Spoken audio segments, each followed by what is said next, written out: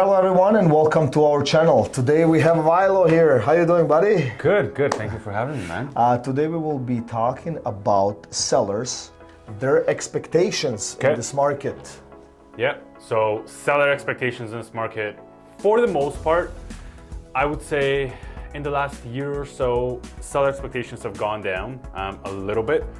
But I wouldn't say they've gone down to where they need to be for the most part. Now, obviously, there's some sellers out there that are pricing their properties okay, but there's definitely those sellers that are still living in 1 year ago times. Living in a dream, yeah. So they're living in 2021, 2022, and it's affecting their sale price and how long they're staying on market, right? So it's,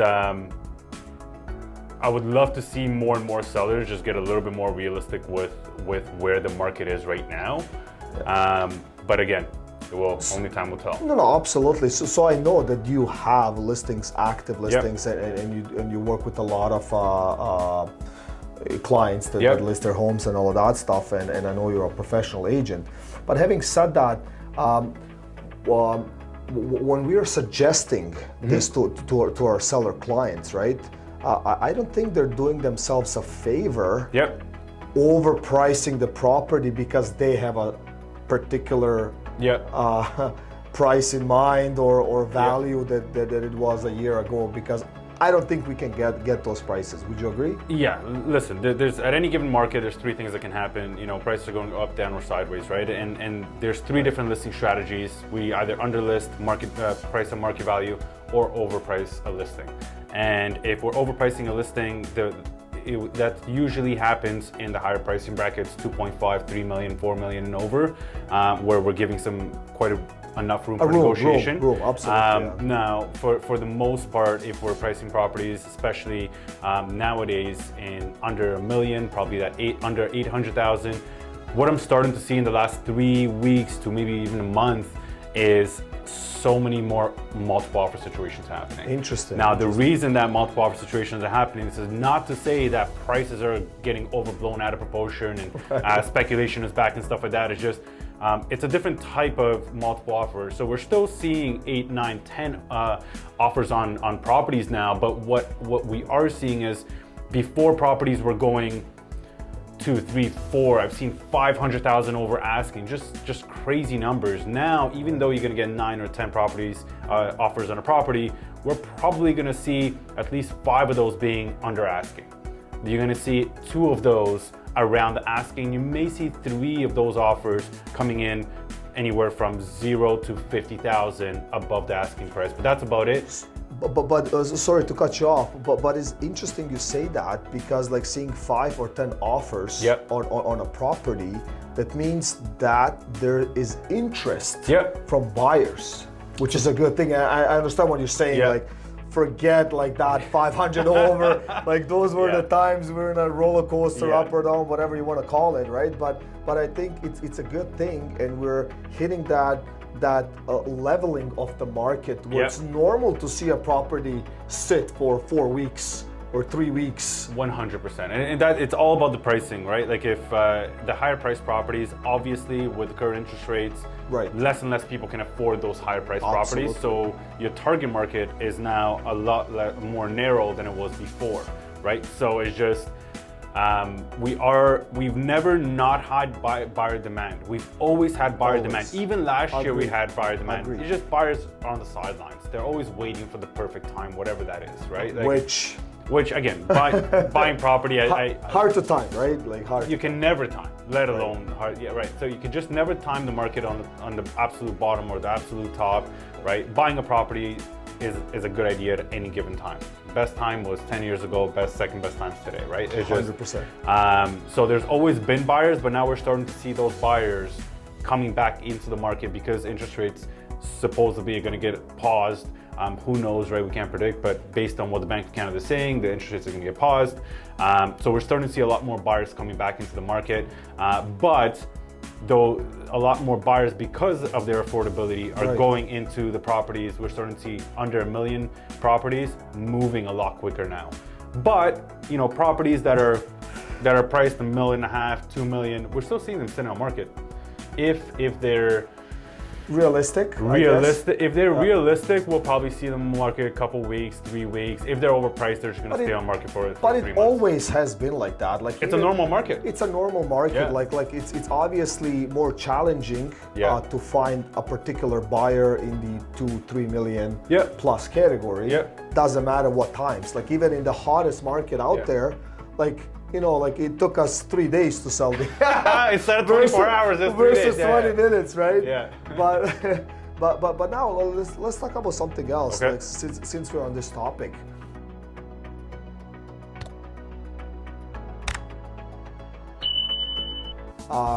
You hit a category of 2 million plus, okay? So would you say that a property in that category with a pool would have a higher chance of selling versus not having a pool?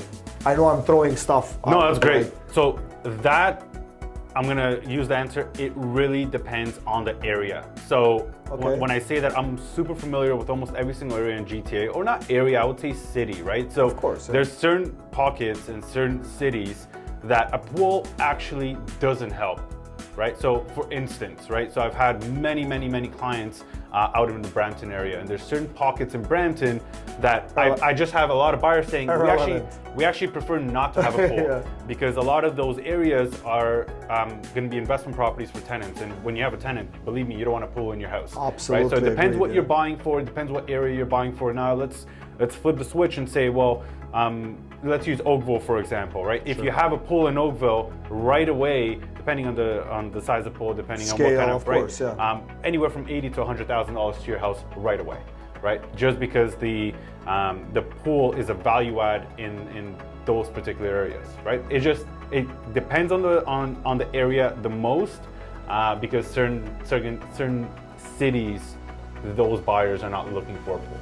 Yeah, so basically what you're saying on a premium product, getting a pool is a bonus. 100%. On a product that's, Yeah. It might be irrelevant if they're an investor or if they're living in pockets. They're like, I'm not going to pay extra 100,000 to 150. I'd rather buy a bigger house or move myself away from a busy street or something like that for that. Exactly, and that's why I always tell sellers before you're doing anything drastic, especially putting in a pool, which is going to cost you, depending on the pool, anywhere from 80 to 100, if not more thousands. Just consult with us first, because if you're doing it because you're going to planning to live there for another year and then sell the house, depending on the pocket you're in, you're probably going to just lose money on that pool. But if it's in your dream home, it doesn't matter. Do it whatever you want to do, right? So it really depends on. So basically, like I know we should not be giving advices here because this is not like it's irrelevant, but we definitely should guide our clients or consult for the matter. So I think it is important to educate. I think is the right word. Our clients when listing a property. Obviously hire good realtor, a professional, a full-time agents. We're both full-time in this, and obviously it does make a difference.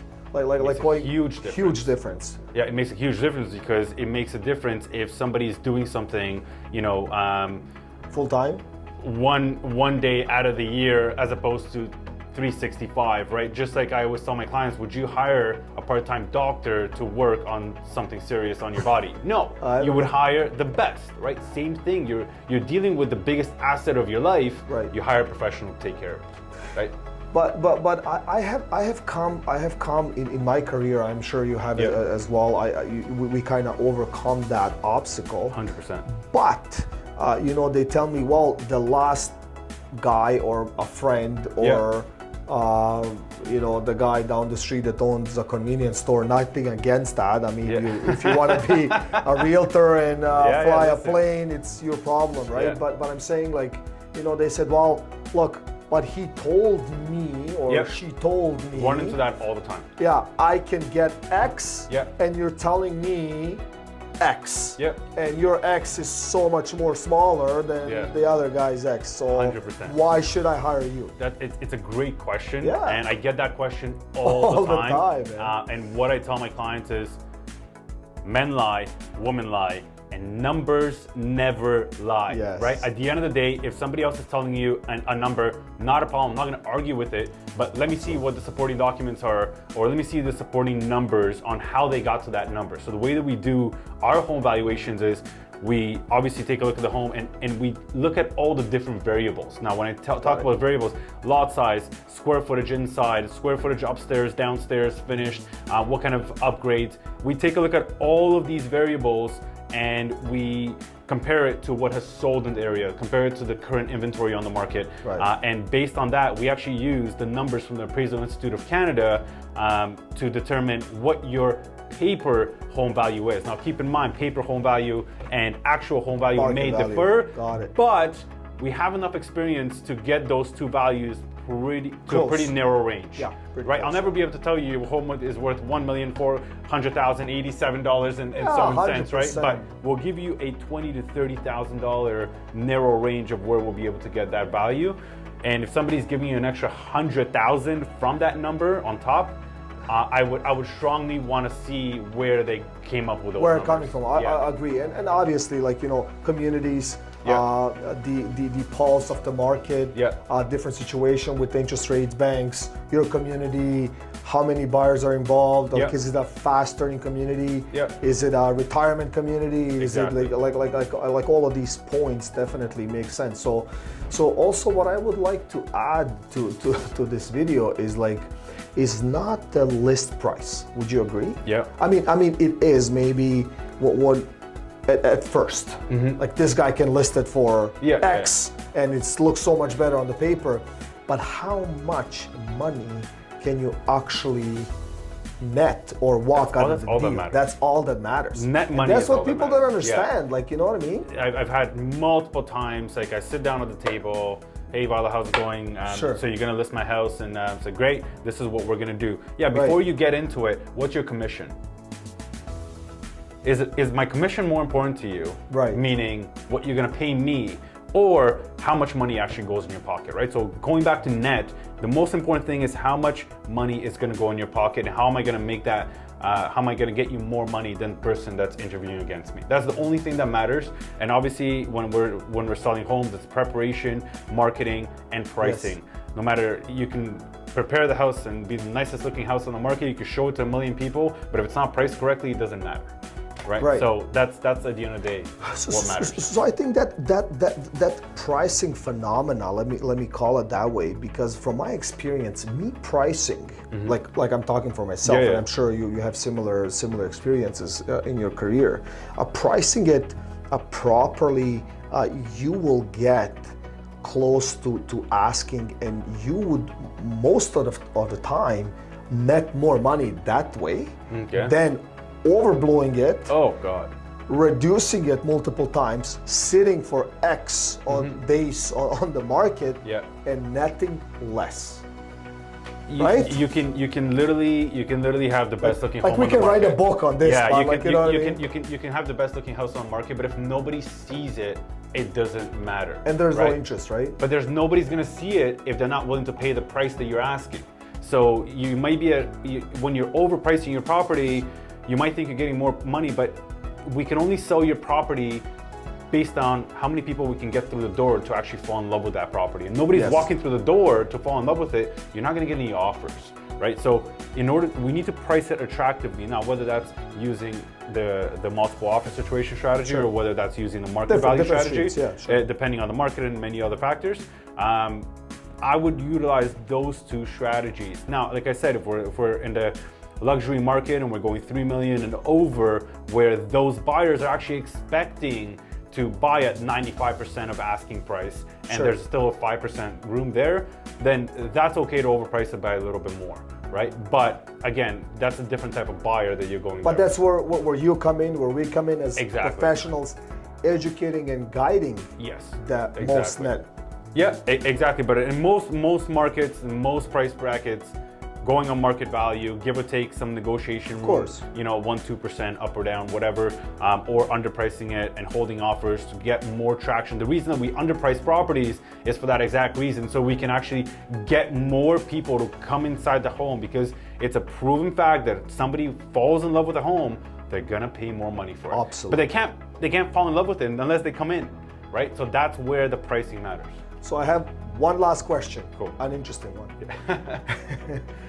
Have you ever seen photos on MLS Okay. taken by a crappy phone? Oh, So how do you feel about that? It's literally the worst thing that you can possibly see. As realtors, and as much as I try not to do it, it's so difficult to look through those photos, let alone send those to my clients.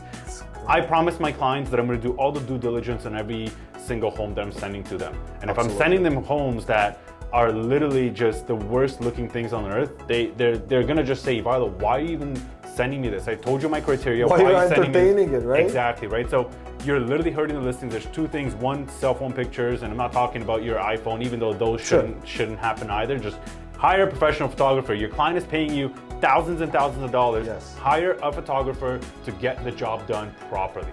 Now, the other thing is, it drives me the most nuts is when you go on market the first day and you haven't taken photos yet. Oh my! When you haven't God, taken that's photos one, on the first day on market. Come on. So your first week on market is absolutely the most important thing, the important time of the actual listing, and that's when the agents are still taking photos.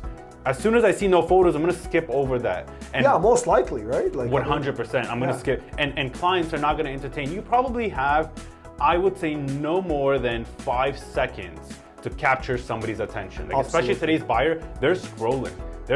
You have maybe 5 seconds, and I'm being generous, to capture their attention. Right. And the one thing that's going to capture their attention is price and the first photo on MLS. Right.